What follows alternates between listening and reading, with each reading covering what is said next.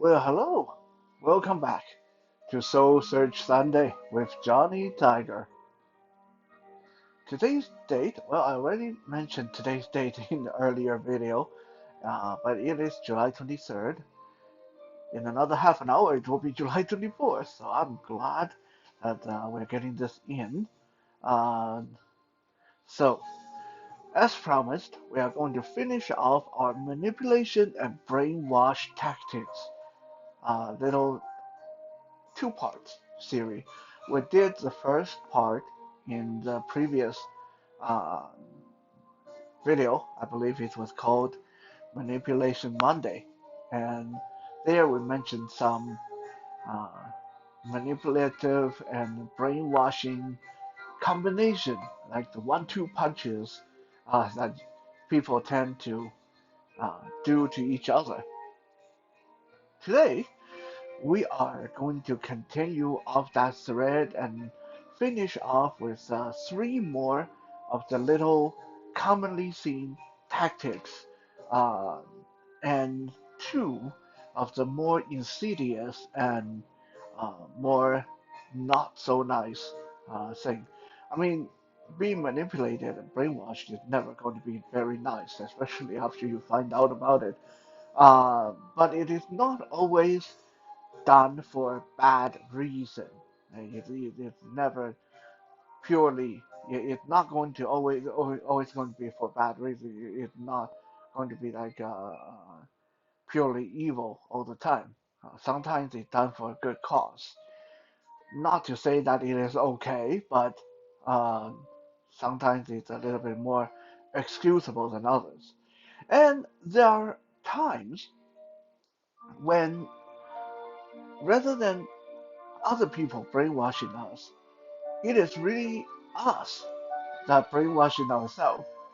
Uh, and there has been many examples, incidences of experiment being done that yes, in fact, we can brainwash ourselves. We can manipulate ourselves psychologically, especially.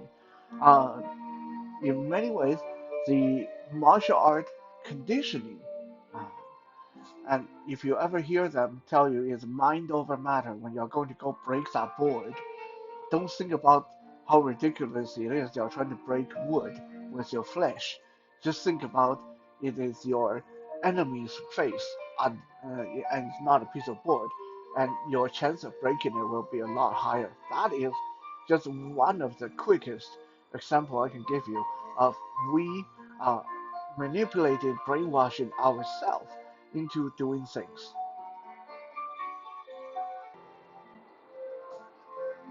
Now let's look at the three uh, little tricks that people use to manipulate and brainwash other people. All three start with fabrication of something, so they are easy to remember. We'll start with the simplest one, the fabrication of fear, aka the fear tactic. Uh, this one almost goes without explanation. Now, this one is a little bit different from the one we talked about in the previous episode, which is called the Shadow of Fear. Uh, this one is slightly different because in this case, you do, or the person manipulating you will create actual fear. Uh, One example a lot of us experience is when we are little. Let's say you get threatened by your father's belt a lot. Eventually, they don't even have to do anything or say anything. They just make a move towards that belt, and you immediately will quiet down. This is the quickest way of explaining the fear tactic.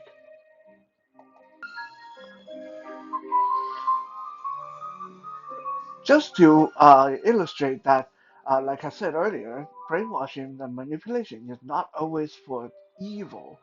The fear tactic is used a lot by law enforcement.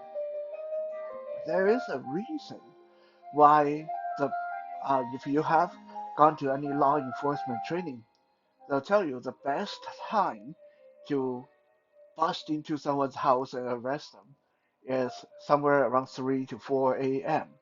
when the person is sleeping. So some people say, well, that's obvious because if they're sleeping, they're not going to resist very hard. And that is true. But the biggest reason why they do that is the fear tactic. Usually, when they do that, they will not even give you a chance to rest. When they get you to the station, they will break into your house with a lot of noise, a lot of like police dogs, a lot of presents, a lot of force, drag you into the station, and then immediately they will interrogate you. The reason being, at this time when people are sleeping and relaxed, and you suddenly scare the crap out of them by overwhelming show of force, and then you interrogate them. Uh, Once they get over that fear, uh, it's a lot easier for them to confess. It's a lot easier for them to say something they didn't mean to, because now they're confused and scared. The fear tactic, or the fabricated fear, is also a commonly used tactic by fortune tellers and yeah, scam artists, of course. Fortune tellers quite often they'll approach you and then tell you, "Oh, have you been feeling, I don't know, a little bit down? You've been since you've been having issues at home, right? Yeah, I can tell you, your chi is all messed up. Your spirit is all messed up. There's someone out there really want you dead. So if you continue down this road, maybe next week, maybe next month, you are going to die. You're going to have something really horrible happen to you. Luckily, I can help you with that. I can rebuild your chi. I can uh, give you acupuncture. I can give you the medicine to help you through this. But obviously, it's not going to be cheap. But hey, it's worth saving your life, right? Would you really want to say no to me and then, you know, something happen to you next month, next week, and you won't even live to regret it? Now, so this kind of thing, this is just like a very simple spiel that will be put forth by fortune tellers. And even though you are intelligent enough, I'm intelligent enough to know that they are probably full of crap, but just like they said, would you really want to chance it? Right? Uh, I'll give you another, like a real life example of how fear tactic, the fabricated fear, was used against my father. When my father broke his leg and went into the hospital, now in Taiwan, your healthcare is you're fully covered by the government by your healthcare. But a lot of the time, doctors will try to trick you or manipulate you into paying out of your own pocket, because if you pay out of your own pocket, usually they can get more money than what the government would give them. And also, it's more immediate. You pay now, they get money now. If they have to go through healthcare, they might not get paid for another year. So when my father went into surgery, right before they put him under, they wheeled him into the surgical ward, and like the surgery room, theater, surgery theater, I guess you can say. And right before they gave him the gas, the sleeping gas, whatever that thing is. Um, the doctor said, "Oh, hey, by the way, I want you to sign here. Are you going to pay out of your own pocket, or are you going to use your health care?" And my dad was like, "Oh, of course, if the government's going to pay for me, I'm going to use health care." The doctor said, "Okay, that's cool. But I want you to know that usually the equipment you get if you go through healthcare is not going to be very good. So here's the case. If you go through healthcare, I can do the surgery, but you might only be able to walk for Oh, I don't know, maybe 2 years, maybe 20 years. You can never tell. Eh? You might get the surgery and 2 years later you are totally crippled. But if you pay out of your own pocket, I can tell you that that surgery will at least keep you walking for the next 20 years. So what do you want to do? And my dad was like, well, crap. When you put it that way, what am I supposed to do? Pay out of my own pocket? So this again, a very classic example of a fabricated fear, a fear tactic to get the doctor what he wanted. Again, we don't know. We are not in the medical profession. Maybe he was telling the truth, but there's also just as much chance that he wasn't. Uh, but when he put it this way, that if you don't pay out of your own pocket, oh, I don't know. You might be able to walk for 20 years, but you might be totally crippled after 2 years. Yeah, when he put it that way, what are you going to do?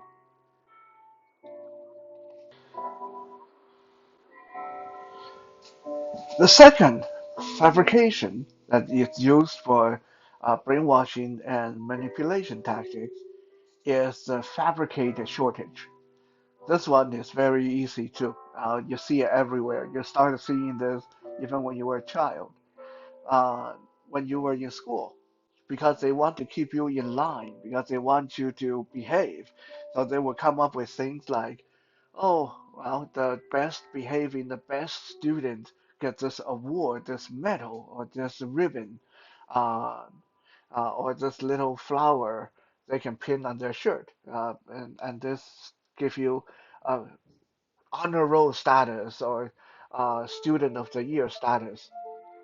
That is a early example from your childhood of a manipulation tactic that is exploiting fabricated shortage.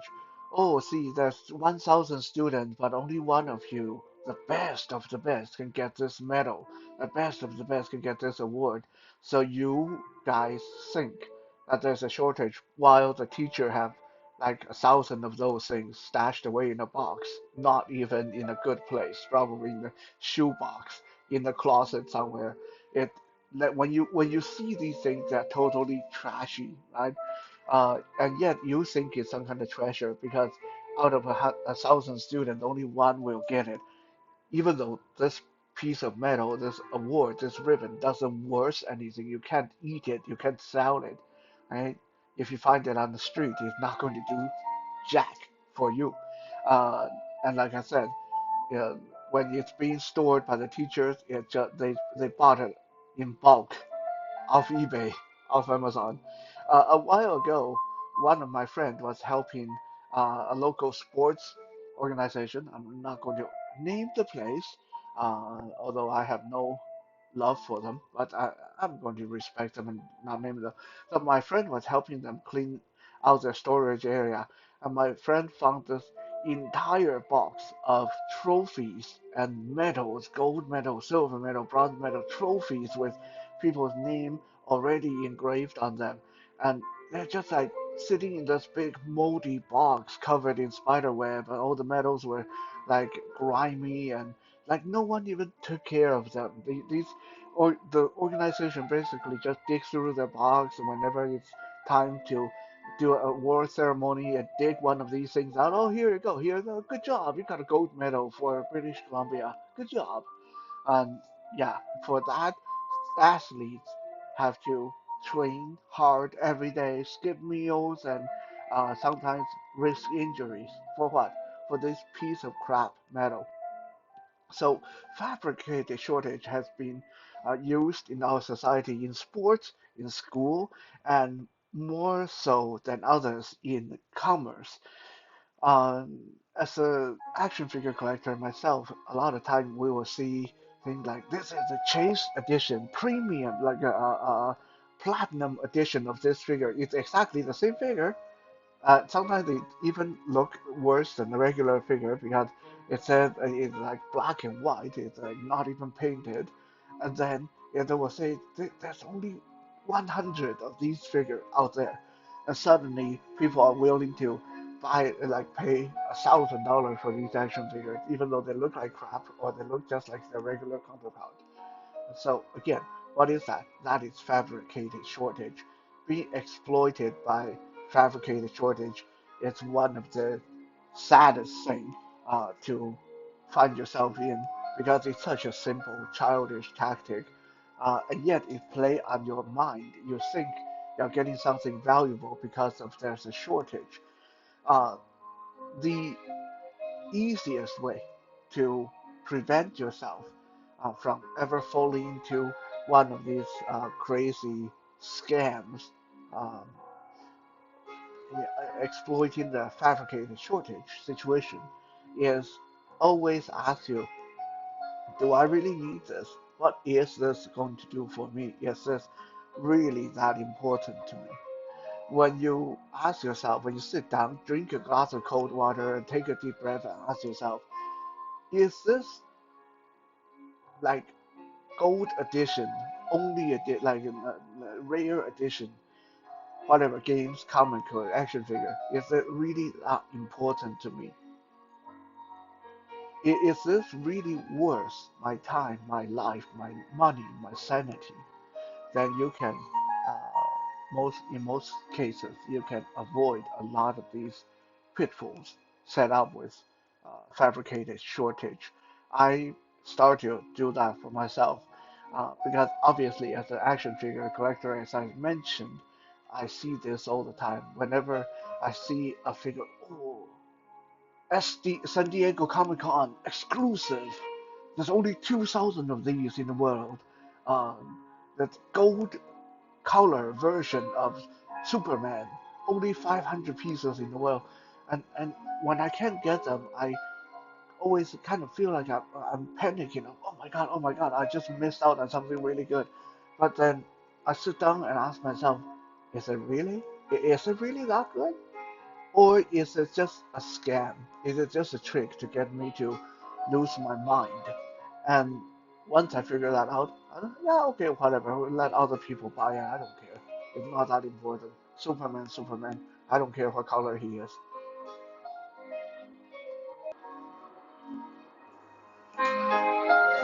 Now the third one is a little bit more deep and interesting. This one called fabricated logic. And to start off, because it is an interesting one, I'm going to tell you a little children's story, and that perfectly illustrate how people get manipulated by this. The story goes that there was a wolf who really loved to eat chicken. The wolf lived at the foot of the mountain. At the top of the mountain, there's a lot of chicken coops, farmers raising chicken. The wolf would climb up to the mountain when he get hungry, and he would get some chicken and have a good meal. But unfortunately, one day the wolf injured himself, and he could no longer have the energy to climb up the mountain and chase the chicken around and make his way back down the mountain. He couldn't do that anymore because now he's too injured. So instead of uh, going up the mountain and chase the chicken every day, the wolf came up with a plot. The wolf climbed up to the mountain using a lot of energy, and he was really tired. He got up to the mountain and he went to the edge of the cliff. There's a very sheer cliff on one side of the mountain, and the wolf put up a sign uh, right by the cliff. This sign said, "If you don't try to fly, how do you know that you are a chicken and not an eagle? Don't let people call you a chicken. Prove it that you can fly just like an eagle." And then the wolf went back down the mountain. And what did you know? The next day, the next weeks, the next months, there were chicken randomly falling off the cliff, falling to their death. And the wolf would just wait down there at the bottom of the cliff and he would get free chicken dinner every day. Now it's a little bit of a WTF story, of course, but if we look at what's going on here, this is a clear example of fabricated logic. If you don't try, how do you know that you are a chicken and not an eagle? Uh, we see this kind of fabricated logic, this kind of scam, this kind of brainwashing, mostly from these self-help gurus and success uh, pyramid schemes and this kind of stuff. Right? Usually, how does this work? Is someone will tell you, "I was just like you, but because I quit my job and started buying this product and selling this product, now I have a big house. I have two wives, and I have 10 children. I have billions of dollars in the account. If I could do it, you can do it." That is right there, okay, fabricated logic, because that is bullshit logic. Okay? This kind of logic sounds really good, but let's look at it.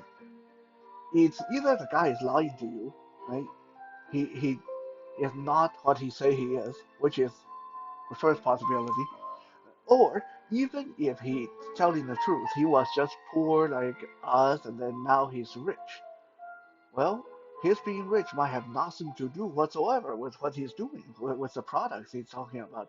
Or even if he does, not everybody can get lucky, okay? Just because Bruce Lee got famous doing martial art, there are millions of martial artists out there, Johnny Tiger included, who okay, granted, we don't do as much martial art as Bruce Lee, but we do very, very uh, similar stuff. We work uh, almost the same amount of time, and we put in almost the same amount of effort. Actually, I would even tell you, like me as a blind and deaf martial artist, if you consider my deafness and blindness, I would actually contest that I put in even more effort than Bruce Lee. Because if Bruce Lee was blind or deaf, I bet you he wouldn't be the martial artist he was. What am I talking about here? This is okay how real logic is. Just because you copy Bruce Lee, that doesn't mean that you will be Bruce Lee. So these things, this pyramid scheme, these salesmen that tell you Thomas was a regular working Joe, just like you. Thomas was even a very smart regular working Joe. He was a brain surgeon. Thomas was a brain surgeon. But after years of working and not getting anywhere, Thomas quit his job and took up selling for blah blah blah. And now Thomas is happy, married, and have a lot of money and a bright future. This kind of thing is just fabricated logic. It sounds logical, it sounds simple, but uh, there's no logic in it. Okay? No matter if Thomas really exists, no matter if Thomas really made that kind of change in his life, it doesn't matter. In the end, this logic doesn't work. So this is one of those situations where fabricated logic is being used to brainwash and manipulate, and a lot of people unfortunately fall for it because a lot of us we try to see uh, logic uh, in other people's success. We try to see, we try to believe that if other people can do it, we can do it. We try to believe that if other people can sell two apples and then make enough money to buy a house, then we should go start selling apples too. Uh, but we forget that everybody's circumstance is different. That person who made it might have a rich daddy, rich uncle that made it, helped them make it. And we don't. Okay, everybody's circumstance is different. Accept that, and you will be a lot safer from this kind of fabricated logic.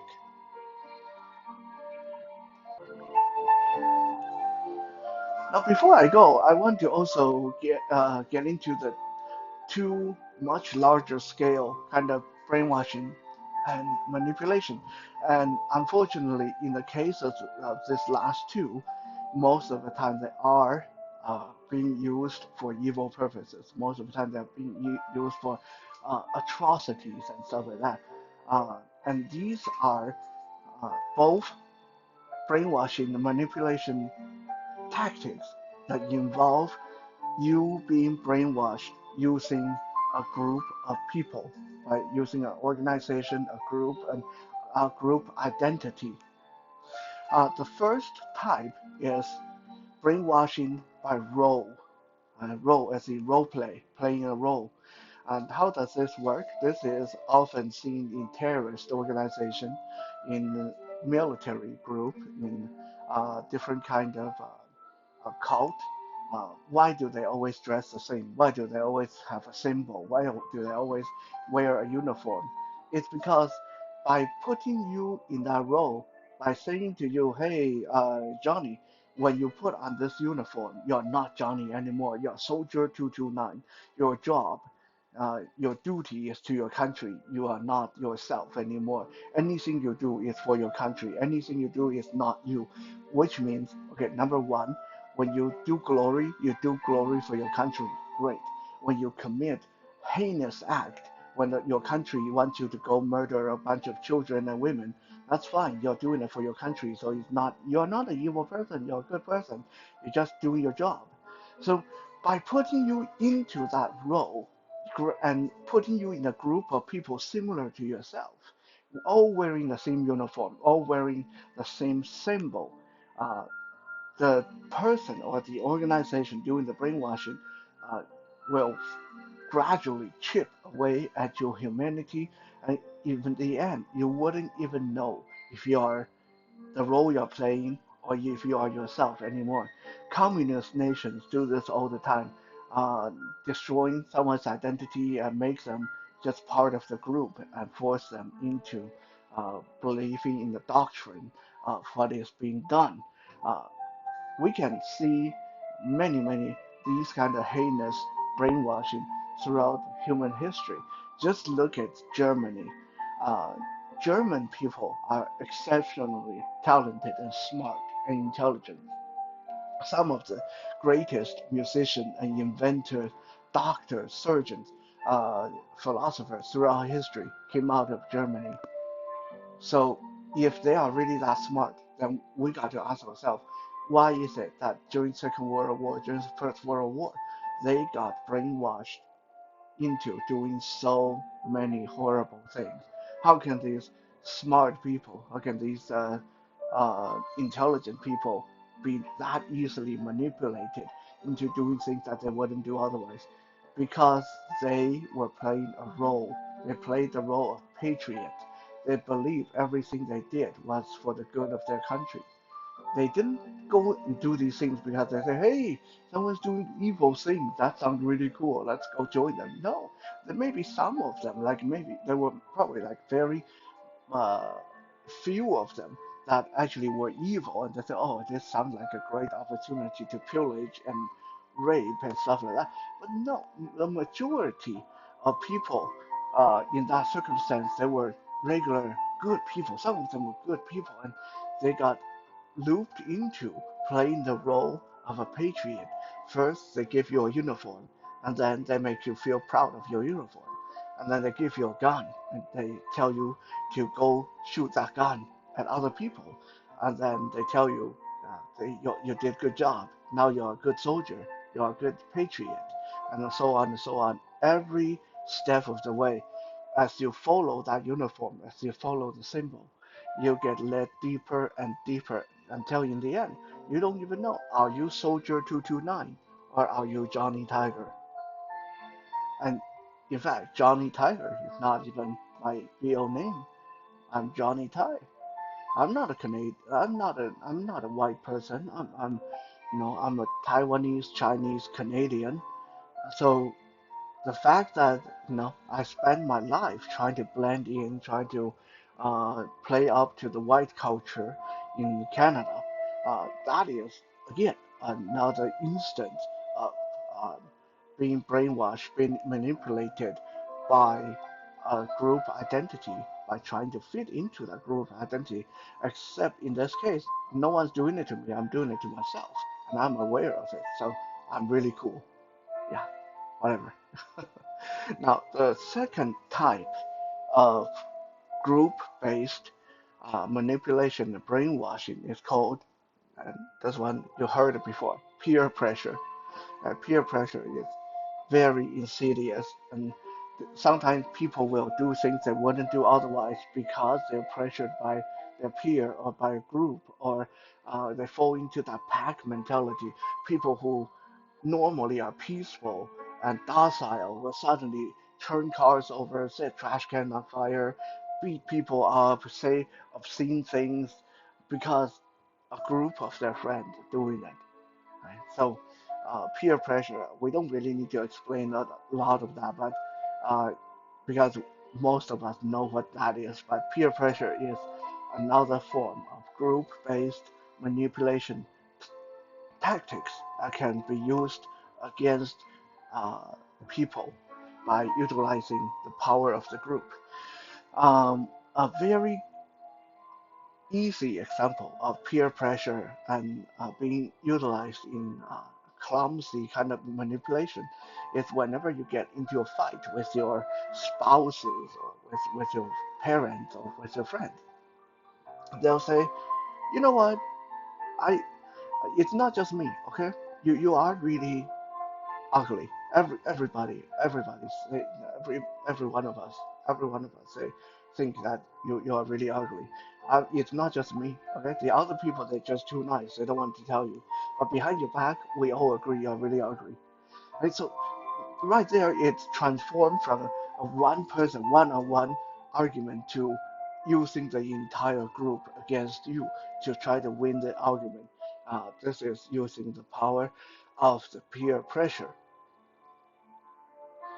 So to recap, we have the three fabrication, fabricated shortage, fabricated logic, and fabricated fear.